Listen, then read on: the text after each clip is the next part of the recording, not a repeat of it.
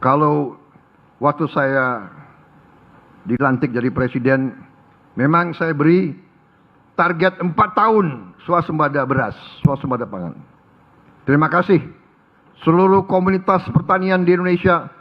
Saudara bekerja keras, saudara bersatu, saudara kompak, saudara hasilkan yang 4 tahun saudara berikan kepada bangsa dan negara.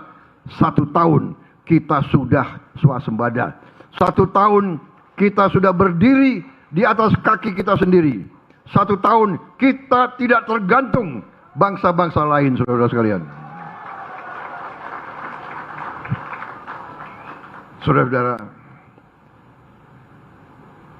saya sungguh meyakini dan saya sungguh bangga bahwa hari ini saudara-saudara berhasil sebagai putra-putri terbaik bangsa.